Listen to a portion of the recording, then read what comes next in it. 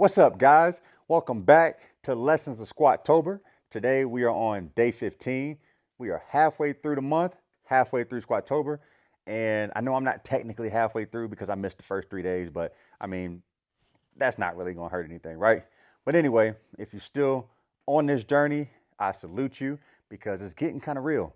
Um, yeah, today's lesson is a lesson in determination. Now, this one didn't necessarily come to me during the workout, but it was last night or midday whenever I was looking at the posted workout for today, and I saw that it was the rematch. So, as you all know, last week was the pressure cooker, which if you aren't familiar, it was 80% of your 1 rep max or whatever number you're using for the program for as many sets of 2 as possible in a 10-minute time cap. So that was my first time doing a pressure cooker. I know a lot of you who have done Squatober in the past had an idea of what to expect. But I started out a little bit hesitant just because I wanted to see how that first set of 80% felt, and then slowly started to get into the groove. And that's when last week's lesson with the pressure cooker was a lesson in pressure, because as the clock started winding down, I was like, okay, the pressure's on. Let's knock out these sets.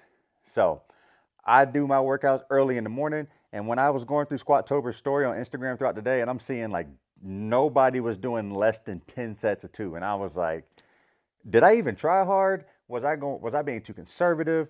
Whatever the case, and I was just like, all right, well, next year if I do it, I know what to expect. Lo and behold, we got 7 days fast forward, and we have the rematch. So when I saw that was the case, I automatically knew I wanted to get 10 sets. So I was determined to get those 10 sets in, and that's kind of what stuck with me the whole way and just fueled this workout. And I'll be honest, when I walked out and I loaded up like 75%, I was like, this is going to be rough. But as each set went on, as each warm-up set kind of got a little better, I just kept telling myself, like, hey, you're determined to get double digits. You set a goal to get 10 reps yesterday, so no matter what happens, you're going to fight to the end of this timer and get as close to it as possible.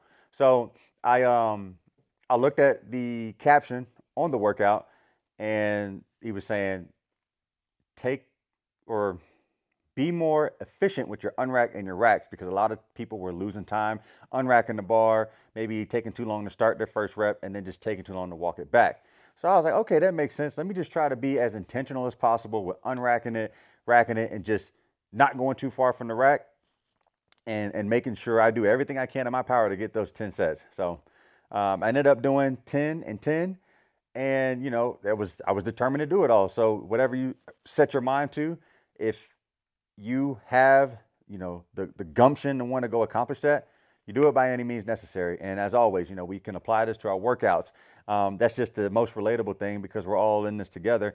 But after we do our workout, we got the rest of our day. If you train in the morning, or if you're training in the afternoon, I'm sure you had a work day prior. But whatever the thing is, you have a goal in mind, you are determined to do it, then let nothing stop you. Don't let anything get in your way until you accomplish what you set out to tackle. So stay determined, stay strong. I'll see y'all tomorrow for day 16.